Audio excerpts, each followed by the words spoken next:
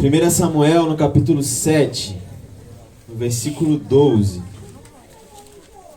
1 Samuel, capítulo 7, versículo 12.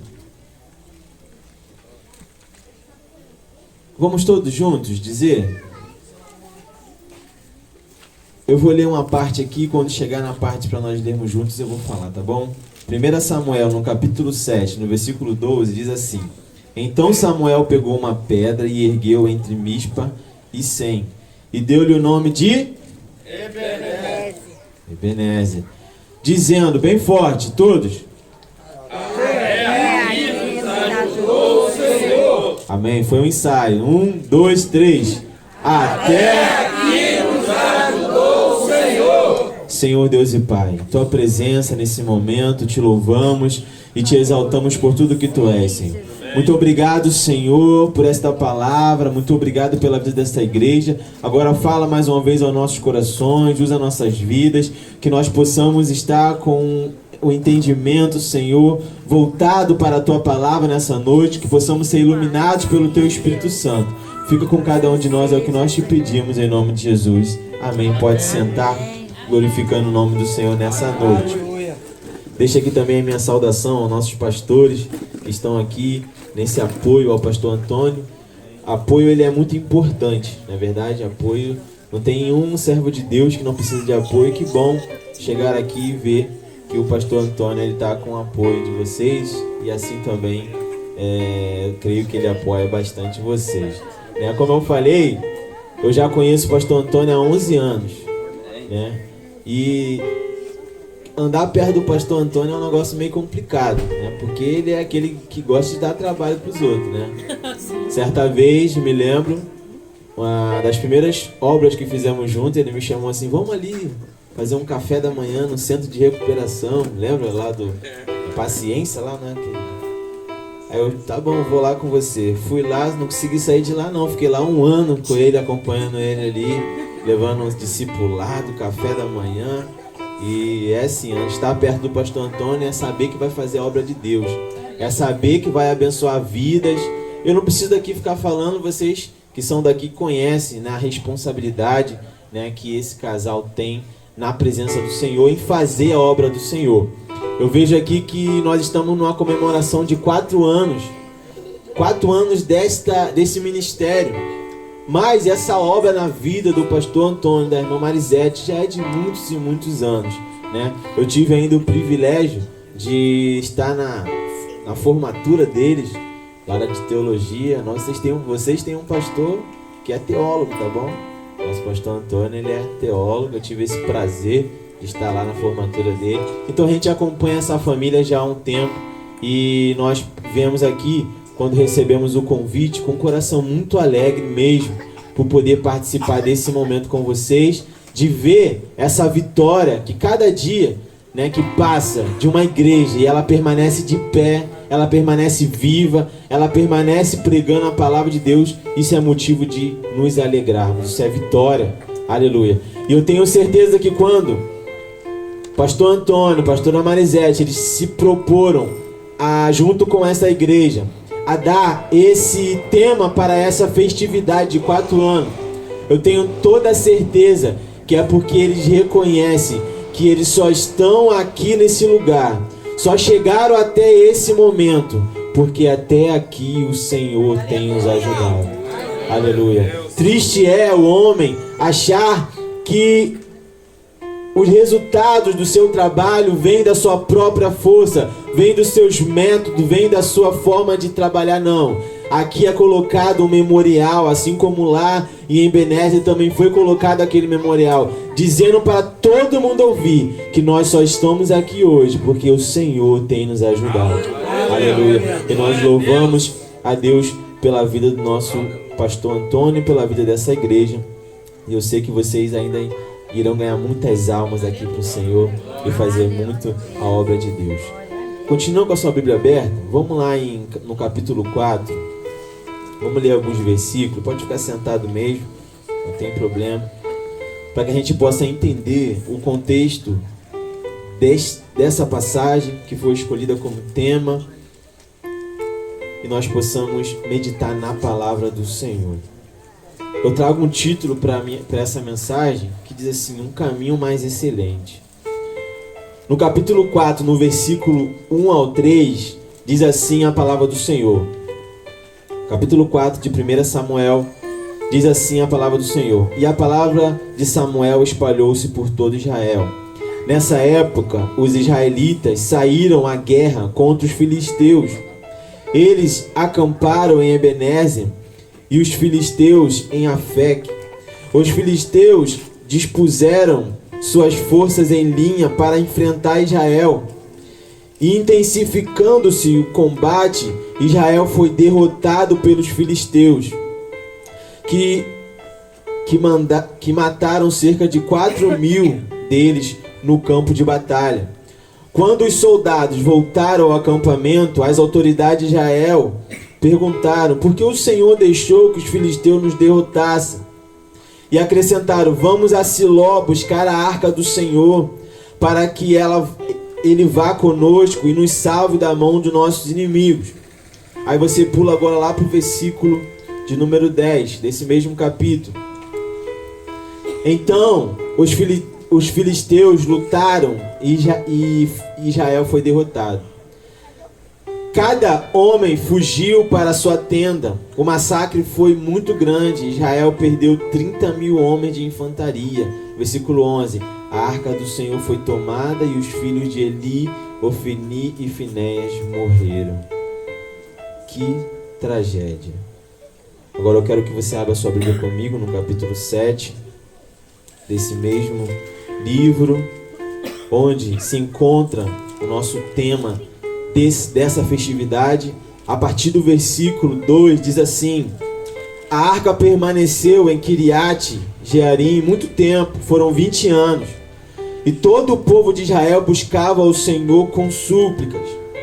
E Samuel disse a toda a nação de Israel: se vocês querem voltar-se para o Senhor de todo o coração, livre-se então dos deuses estranhos, das imagens de Astarote, consagre-se ao Senhor e prestem culto somente a Ele, e Ele libertará das mãos dos filisteus.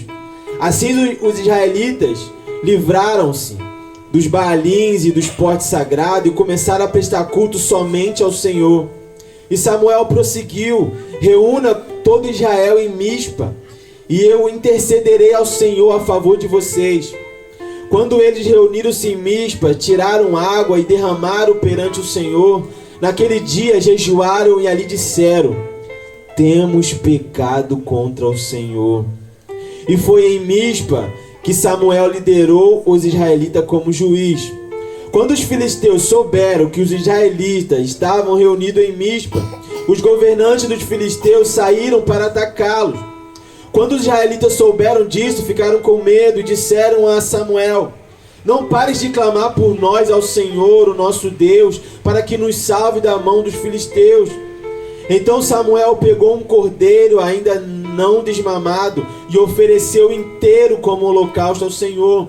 Ele clamou ao Senhor em favor de Israel e o Senhor o respondeu.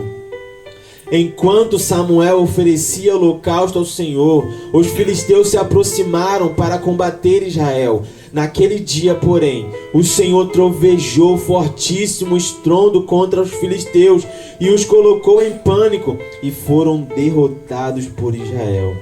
Os soldados de Israel saíram de Mispa, perseguiram os filisteus até o lugar abaixo de Bet-car, matando-os pelo caminho. Então Samuel pegou uma pedra e ergueu entre Mispa e Sem, e deu-lhe o nome de Ebenezer, dizendo: até aqui o Senhor nos ajudou. Amém? Texto grande, né? Mas um texto necessário para a gente poder entender o que aqui está acontecendo. Meus amados irmãos, o texto que nós lemos, nessas duas passagens, mostra o mesmo ambiente. Nosso pastor Antônio aqui já falou, vocês já ouviram a pregação ontem, certamente algumas coisas aqui será repetida para vocês, mas é bom para nós entendermos. Você percebe que no mesmo local acontece dois momentos distintos, acontece duas coisas diferentes. E no mesmo local, esse povo que é chamado povo de Deus, é o povo de Israel, em um momento eles vencem, e outro momento eles perdem. Na cronologia correta, primeiro eles são derrotados e depois de 20 anos eles são vitoriosos. No mesmo local onde aquele povo há 20 anos atrás foi derrotado, foi envergonhado, 20 anos depois, eles estão ali naquele mesmo lugar, onde Samuel coloca o nome de Ebenezer, dizendo que o Senhor os ajudou, e Deus dá a vitória a eles. Meus irmãos, quando nós ouvimos essa palavra, derrota, quando nós ouvimos falar que o povo de Deus perdeu, nós ficamos a refletir, sim ou não? É natural nós pensarmos no povo de Deus vencendo batalhas. É natural nós pensarmos no povo de Israel, na igreja do Senhor, vencendo, porque nós servimos a um Deus que é todo poderoso. Aleluia. Nós não temos dúvidas aqui dos atributos divinos, dos atributos do nosso Deus. O nosso Deus, ele tem atributos que são incomunicáveis, ou seja, nosso Deus, ele é onipotente. Somente ele, o único ser que é onipotente. Aleluia. O nosso Deus, ele é o único que é onisciente, ele sabe todas as coisas. São atributos que são somente do nosso Deus. Ele é onipotente, ele é onisciente, ele é onipresente, ele é imutável, ele não muda. Ele é o mesmo lá do tempo de Israel, ele é o mesmo aqui que está conosco hoje. Por isso, quando nós ouvimos essa palavra que o povo de Deus foi derrotado, nós precisamos analisar. Por que eles foram derrotados? Por que eles chegaram a passar essa vergonha? Aleluia. O contexto histórico, o momento em que eles estão vivendo, é conhecido como o período dos juízes. E o período dos juízes foi um momento muito complicado na história de Israel. Por quê? Porque eles viviam num ciclo vicioso de estarem na presença de Deus e posteriormente abandonarem a presença de Deus. E era assim, quando eles estavam afligidos pelos seus inimigos, eles buscavam a Deus. E Deus levantava um juiz. Aí aquele juiz julgava a causa do povo. O juiz unia o povo guerreava contra os seus inimigos. Deus dava vitória, o povo se arrependia. Mas aquele juiz morria, passava-se um tempo e aquele povo voltava a pecado. Era um período complicado. Foi um período onde a própria Bíblia fala, se você olhar Juízes 21, versículo 25, que cada um fazia o que achava certo. Cada um fazia o que achava que devia fazer. Você é inteligente, eu sou inteligente, nós sabemos que não é assim. Nós não podemos agir dos nossos próprios impulsos. Nós não podemos fazer aquilo que nós bem achamos da nossa cabeça. Até mesmo porque a Bíblia fala que o coração do homem ele é enganoso. Quando nós seguimos os conselhos do nosso próprio coração, aleluia, a Bíblia fala que há caminhos que para nós parecem bons, mas eles são caminhos de morte. Aleluia. E aquele povo, eles estão vivendo esse período. Aquele povo estão vivendo o tempo dos juízes. Um tempo em que Deus levanta um homem chamado Samuel. Samuel é o último juiz. Samuel é o personagem da nossa história. Foi Samuel que levantou a pedra e falou assim: Ebenezer, até aqui nos ajudou o Senhor. Vocês conhecem Samuel. Samuel é o mesmo aquele que é a resposta à oração de Ana. Aquela mãe que era estéril, que pediu ao Senhor um filho, e Deus, com um milagre, deu o filho àquela mulher. Mas aquela mulher, ela serva de Deus, prometeu o seu filho a servir ao Senhor na casa de Deus. E desde que ele desmamou, Samuel passou a viver na casa do Senhor, no tabernáculo, aonde estava Eli, junto com a família de Eli. Aleluia. E é esse ambiente que Samuel cresce. Esse jovem profeta. Esse jovem que futuramente ele se torna o único que foi profeta, sacerdote e juiz. Grande homem de Deus. Aleluia. E é nesse texto que nós lemos do capítulo 4, em que nós temos os filhos de Eli, que eram sacerdotes. O que era o sacerdote? Era aquele que era responsável pelo culto ao Senhor. Era aquele que era responsável pela guarda da lei, a guarda do tabernáculo, o serviço na casa do Senhor. E nesse período, eles estão vivendo totalmente distante de Deus. Eles estão vivendo em pecado. Eles são conhecidos na Bíblia como os sacerdotes que pecaram. Os sacerdotes que desprezaram a lei do Senhor e viviam de qualquer maneira. E é nesse momento da vida de Eli, dos filhos de Eli, que Israel está sendo mais uma vez oprimido pelos seus inimigos. Eu vou fazer aqui um parêntese para você entender. Nosso Deus tem todo o poder. E quando Ele promete lá no capítulo 28 de Deuteronômio, Ele fala assim, olha, vocês vão entrar na terra prometida. E eu vou prometer aqui para vocês 3 coisas. Se você gravar, ó, é a promessa dos 3P. Deus fala assim, enquanto vocês me obedecerem, vocês vão ter prosperidade. Enquanto vocês me obedecerem, vocês vão ter proteção. E enquanto vocês me obedecerem, vocês vão ter permanência na terra prometida. Que maravilha! É a primeira teologia da prosperidade que funcionou de verdade mesmo, que era a promessa de Deus, a aliança que Deus fez com aquele povo, e falou assim, se me obedecer, se obedecer aos meus mandamentos, não vai ter povo nenhum que vai vencer vocês. Pelo contrário, vocês que conquistarão a terra, e aquela terra será de vocês por direito. Aleluia. Você já imaginou ter a posse de uma terra, tendo Deus como aquele segurador de que nada irá tomar isso de você? Aleluia. Era essa promessa que Israel tinha. Mas era uma aliança condicional. Era algo que eles precisavam fazer algo em troca. E o que era que eles tinham que fazer em troca? Eles tinham que obedecer a lei do Senhor.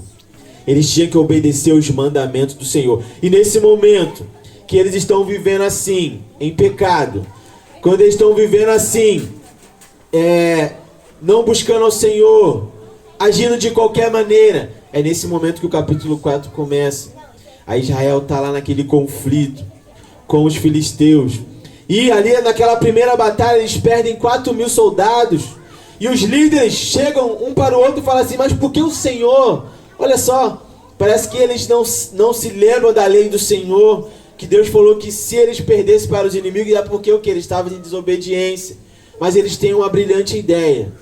Eles falam assim, não, vamos lá em Siló, vamos buscar a arca da aliança, a arca do Senhor, a arca que representa a presença de Deus, é símbolo da presença de Deus no meio do povo de Israel. Vamos lá buscar a arca. E eles foram buscar a arca. É interessante a história, se você puder ler depois o capítulo 4 todo, quando a arca chega no arraial de Israel, o povo de Israel alucinado pela brilhante ideia dos seus líderes em buscar a arca do Senhor como um amuleto, como um troféu. Quando eles olharam, eles gritaram, eles acharam que eles iam vencer a batalha porque a arca do Senhor estava ali no meio deles. Até os filisteus se apavoraram quando ouviram o grito de Israel quando chegou a arca. Ele falou assim, agora a gente vai perder a batalha. Parece que chegou deuses ali, algum deus chegou lá no meio deles. Isso os filisteus falando. Mas eles lutaram. E mais uma vez, Deus entregou Israel nas mãos dos filisteus. E agora, o prejuízo foi maior. Agora foi 30.000 homens. Agora, os filhos do sacerdote Eli, Ofni e Finés, morreram. Agora, a arca do Senhor, aquela que foi dada a Moisés lá no deserto, onde simbolizava a presença de Deus, onde fazia parte do culto, da expiação anual, é tomada, o principal objeto do culto foi roubado, foi levado, aleluia, pelo povo filisteu. Sabe por quê? Porque o povo escolheu um caminho diferente. Eles tiveram um método. Falaram assim, olha, eu tenho uma ideia de como resolver o problema. Eu tenho um caminho para a gente resolver o problema. Eu tenho um caminho para a gente vencer. Mas, Aleluia. Não é do meu jeito que nós vamos vencer. Não é do seu jeito que nós vamos vencer. Pastor Antônio, não é do seu jeito que nós vamos vencer. É somente quando nós entendemos que somos totalmente dependentes do Deus Todo-Poderoso, o nosso Deus Criador. Aleluia. Aqui eu faço um parêntese porque Israel perdeu aquela batalha. Israel perdeu. Mas aqui Deus, para não deixar os filisteus enganados, para não deixar os filisteus confundidos, achando que o Deus dele era maior que ele próprio, sabe o que acontece? A arca do Senhor é levada lá para a terra dos filisteus. Escute isso, preste atenção. Aleluia. A arca do Senhor é levada lá para a terra dos filisteus. Sabe o que eles fazem? Eles pegam a arca e colocam dentro do templo do deus Dagom, o deus que eles adoravam, um falso deus. E aquilo como um troféu, aquilo como algo assim, nós vencemos, nós tomamos esse Deus. Mal sabia eles o que queria acontecer. Na manhã seguinte, quando eles chegaram lá diante do templo dele, a estátua do Dagom estava caída diante da arca do Senhor. Aleluia. Isso aqui é a guerra do próprio Deus com Deus falso Dagom. Só para os filisteus não achar que eles venceram Israel pela força deles. Eles venceram Israel porque o Deus Todo-Poderoso entregou Israel nas mãos deles. Aleluia. Aleluia. Mas eles são insistentes, eles levantaram o Dagom no primeiro dia e colocaram em pé. Pensaram assim, deve ter passado um vento por aqui e derrubou a estátua do nosso Deus, vamos deixar aqui em pé agora. Mas no outro dia de manhã a coisa foi mais feia, porque eles chegaram diante do templo e a cabeça de Dagom estava cortada, os braços de Dagom estavam cortados e Dagom estava prostrado mais uma vez diante da arca do Senhor. Aleluia. Aleluia. Sabe por quê?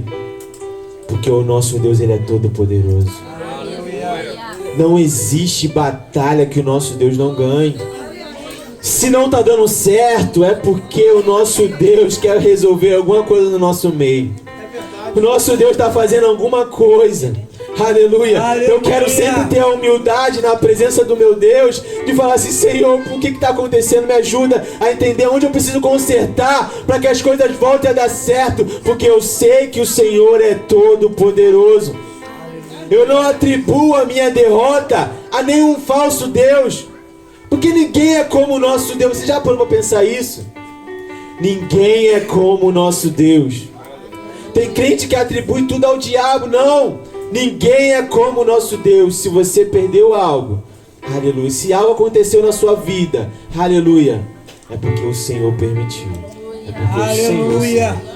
Porque o nosso Deus, ele é todo poderoso.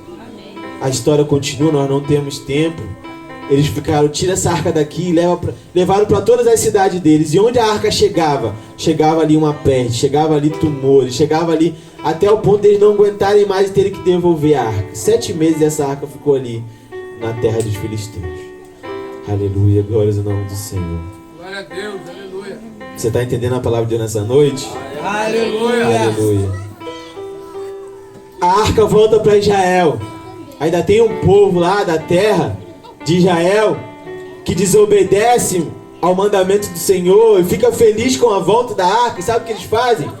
Eles vão lá olhar dentro da arca e morrem. 70 homens morreram porque não podiam olhar dentro da arca. Era a ordem do Senhor. Ainda não entenderam. A arca vai para a casa de Abinadab. Eliezer, seu filho, é consagrado a cuidar da arca e ela fica ali por 20 anos. Os mesmos 20 anos que vai voltar agora a nossa história no capítulo 7. Quando chega no capítulo 7, a palavra de Deus nos mostra que o povo de Israel ainda está sofrendo a opressão. O povo de Israel ainda está oprimido pelos filisteus. O povo de Israel, que foi chamado para vencer, que foi chamado para liderar, que foi chamado para ser cabeça, não cauda, está sendo oprimido por esse povo de novo. Ainda. Aleluia. E eles começam a clamar ao Senhor. Aparece um homem chamado Samuel. Aleluia. E ele fala assim: se for de coração mesmo que vocês estão clamando ao Senhor, pedindo misericórdia, vamos lá, vamos fazer aqui uma reforma. Começa jogando todos os altares que vocês têm em casa, joga tudo fora. Joga todos esses ídolos, Baal, Astarote, todos esses ídolos que são os mesmos ídolos que os filisteus adoram. Você já parou para pensar o povo de Israel adorando a Deus, mas tendo um santinho em casa lá de Baal, de Astarote? Já parou para pensar isso? Samuel, ele prega isso, ele fala assim, olha, vocês querem mesmo se voltar para Deus? Então vamos lá, vamos começar aqui um culto. Vamos fazer um culto ao Senhor. Começa jogando tudo que não presta fora. Começa reconhecendo que é pecador e que é totalmente dependente de Deus. É isso que Samuel faz. E o povo obedece. E o povo se desfaz. Irmãos, às vezes, eu não sei se todos aqui são evangélicos, se temos visitantes. Eu sei que para servir ao Senhor, às vezes não é tão fácil se livrar das coisas que a gente tem na nossa vida, não. Não é tão simples, não. Não era tão simples eles chegarem em casa e jogar aqueles ídolos fora. Por quê? Até mesmo porque muitos deles aprenderam que aquilo era certo. No nosso tempo não é diferente. Para você servir ao Senhor, seguir ao Senhor, você tem que abrir mão das coisas desse mundo, do que esse mundo te ensina, aquilo que o mundo fala que é certo, aquilo que ele fala que é comum, que é normal. Não é normal, não. Normal é nós dobrarmos o nosso joelho diante do Senhor, pedirmos perdão, aleluia, pedimos misericórdia, reconhecemos que precisamos desse Deus, aleluia. Esse é o caminho correto, aleluia. Meus amados irmãos, lá no versículo de número 4, 3 e 4, quando Samuel chama o povo à conversão, ao arrependimento, no versículo 7, nós temos a descrição assim: temos pecado contra o Senhor. O povo reconheceu. Samuel tem aquele momento ali que nós lemos, ele derrama água. A gente não sabe dizer o que significa isso, se eles estavam abrindo mão de um elemento tão importante, um sacrifício naquele momento de jejum, ou se era um ato de purificação, não sei, mas eles derramaram água. Samuel vai lá, pega um bezerro ainda não desmamado, oferece ao Senhor em holocausto. Deus responde a eles, Deus dá livramento ao seu povo. Escuta isso, lá no versículo 7, quando os filisteus souberam que Israel estava reunido, eles foram em direção a Israel para atacar novamente. Aleluia. Israel começa a clamar ao Senhor. Israel começa a pedir misericórdia. Israel agora, é o tema da minha mensagem, mas eu já estou indo para o final, pode ficar tranquilo. Israel agora percorre um caminho mais excelente. Qual caminho é esse, irmão Eliseu? Que é um caminho excelente. É o caminho do arrependimento. É o caminho da humilhação.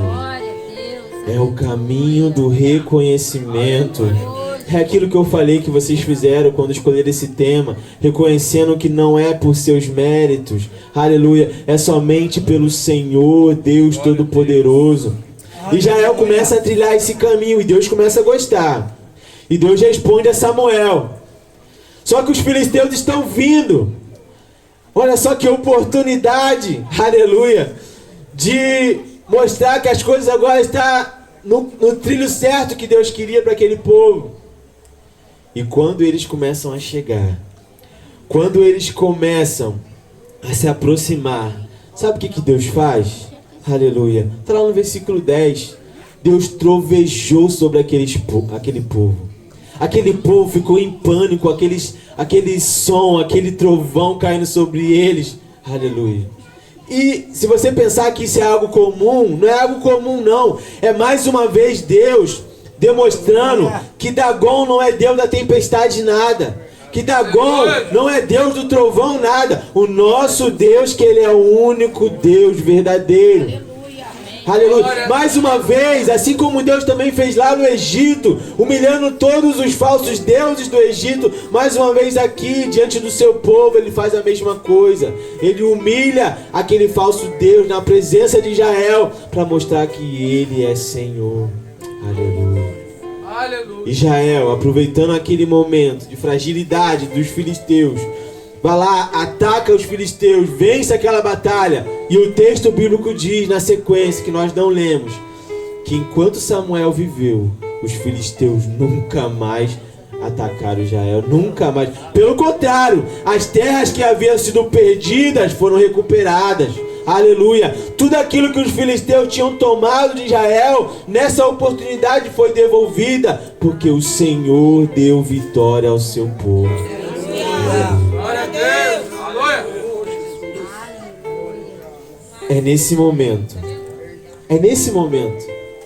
é no momento da vitória, é naquele mesmo lugar onde há 20 anos atrás eles foram envergonhados, naquele mesmo lugar onde eles perderam batalha, onde perderam a arca do Senhor, aleluia, que agora Samuel pega uma pedra.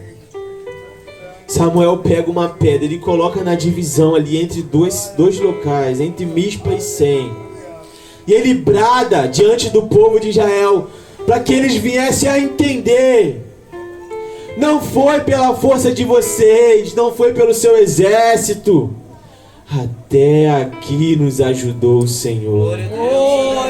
Ebenezer significa pedra de ajuda, de socorro, como o pastor Antônio falou. Aleluia. E o nosso socorro, ele vem do Senhor, que fez os céus e a terra. Aleluia. Eu quero finalizar essa mensagem nessa noite dizendo desse caminho excelente.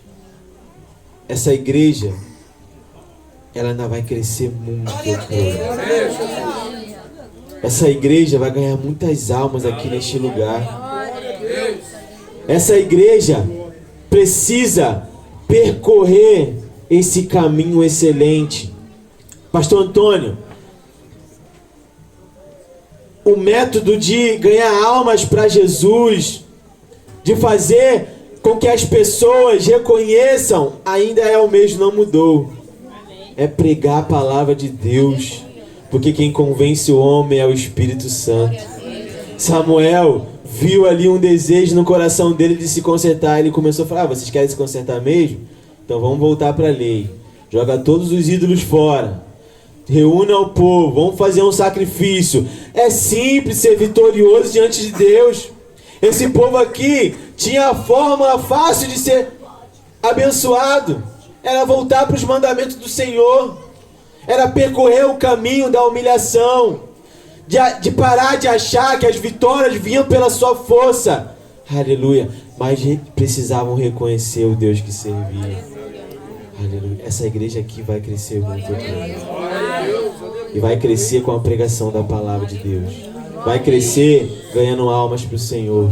Vai crescer assim como nós conhecemos o coração aqui dos pastores, com esse desejo de ajudar vidas, não só levando a pregação, mas como o Tiago ensina: se tem fome, eu dou de comer. Aleluia. Eu provo a minha fé pelas minhas obras. Aleluia. Eu conheço esse casal há muito tempo, eu sei que eles são abençoados. E eu sei que a igreja é o espelho do pastor. Então eu sei que vocês são tudo igual a ele. Tudo ama, tudo quer fazer a obra do Senhor. Aleluia. E lá em 2 Crônicas 7, versículo 14. Vamos ficar de pé nesse momento para a gente encerrar? Eu queria orar por vocês. Eu não sei se temos aqui visitantes que nos visitam nessa noite, que precisam ainda percorrer esse caminho, aleluia, que nós percorremos, que é o caminho da humilhação, que é o caminho do reconhecimento. Aleluia. Aleluia. Quando, lá em 2 Crônicas 7,14, alguns anos após esse acontecimento, você percebe que o caminho é o mesmo. Deus dá o caminho, aleluia, da reconciliação, e ela é o mesmo, não mudou. Quando Salomão, ele consegue construir o templo do Senhor, aleluia, ele consagra aquele templo ao Senhor. Foi uma festa maravilhosa, Deus derramou da sua presença, assim como Ele está fazendo aqui no nosso meio hoje. Aleluia. Quanto sente a presença de Deus aqui nessa noite? Aleluia. Assim como foi naquele dia, aquela festa que durou quase 20 dias, E o povo não conseguia ir embora, tamanha era a glória de Deus naquele lugar. Glória a Deus. Aleluia, Deus. Deus, naquele momento de alegria, Pastor Antônio, não foi na hora do fracasso que ele falou, não, foi na hora da festa. Foi numa festa como essa, linda, aleluia, que Deus falou para o seu povo: olha, hoje nós estamos festejando aqui a inauguração do templo. A glória está manifesta no meio do povo, tá coisa linda.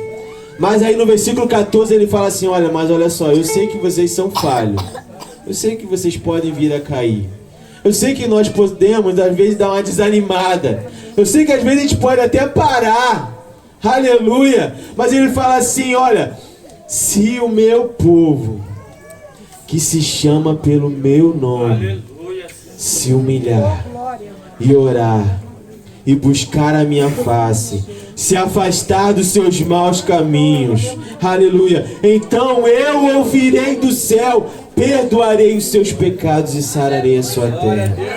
O caminho é o mesmo, o caminho não mudou, o caminho da restauração não mudou. É se humilhar diante de Deus, é buscar a face do Senhor, é se afastar dos seus maus caminhos e pedir misericórdia ao Senhor. Aleluia. Nessa noite, aleluia, eu quero convidar aqui alguém que quer se consertar com o Senhor. Aleluia. Alguém que quer tomar esse caminho excelente, aleluia, e usufruir, sabe de quê? Dos atributos de Deus na sua vida. Porque Deus, Ele não vai deixar de ser todo poderoso. Ele é todo poderoso e sempre será. Aleluia. Mas nós deixamos de participar, de ser abençoado, de receber bênção do Senhor. Aleluia. Pela nossa falha com Deus, por querer resolver as coisas do nosso jeito, por querer viver a nossa própria vida. Aleluia. Lembra do apóstolo Paulo quando ele fala assim: não vivo mais eu, mas Cristo vive em mim. Aleluia. Glórias ao nome do Senhor. Oh, aleluia. Igreja do Senhor, visitante e meus irmãos, aleluia, que nós possamos sempre seguir esse caminho aqui e todos os dias estarmos nos pés do Senhor, dizendo: Senhor, aleluia, perdoa minhas falhas, aleluia, seja, Senhor, aleluia, o meu provedor, como foi aqui falado nessa noite. Aleluia. Feche teus olhos nesse momento. Vou orar por você e vou entregar aqui para o nosso pastor Antônio. Senhor Deus e Pai, em Tua presença, Senhor, nessa noite, Te louvamos e Te exaltamos por tudo que Tu és, Senhor. Ó Deus, é muito bom estar aqui neste lugar, Senhor. A Tua presença se faz presente em nosso meio, Pai. Ó Deus, nós viemos aqui diante de Ti reconhecer que precisamos de Ti, que somos dependentes de Ti, Senhor, que não é pelas nossas forças, mas é a Tua mão de poder sobre nós. É a Tua mão que nos sustenta todos os dias, Senhor. É pela Tua graça que levantamos, andamos, respiramos, nos alimentamos. Tudo vem de Ti, Senhor. Tudo vem de Ti, Senhor. Até aqui o Senhor tem nos ajudado, Pai. Oh, Santo Deus, glorificamos o Teu santo nome, exaltamos o Teu santo nome nessa noite, Pai. Ó Deus, eu entrego a vida de cada um dos meus irmãos agora em Tuas mãos, Senhor. Ó Espírito Santo, aleluia, Tu que conheces, Senhor, o coração de cada um, Tu que conheces, Senhor, a necessidade de cada um, o que cada um tem colocado diante do Teu altar nessa noite, Pai. Oh Deus, mostra o Teu poder mais uma vez, Senhor. Mostra que Tu estás presente nas nossas vidas, Senhor. Aleluia, quebranta os corações, Espírito Santo, nessa noite, para que possamos nos voltar para Ti, Senhor. Oh Espírito Santo de Deus, oh Espírito Santo de Deus, aleluia, restaura vidas nessa noite, Pai. Abençoa, Senhor, fortalece a vida do pastor desta igreja, Senhor, desta família, Pai. Em nome de Jesus, Senhor. Aleluia. Que vidas sejam salvas neste bairro, Senhor.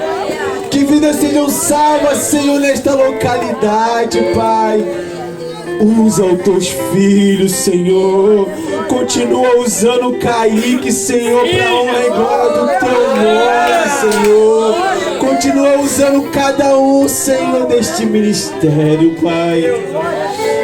Nós entregamos tudo a Ti, Pai. Nós damos toda a glória a Ti, Pai.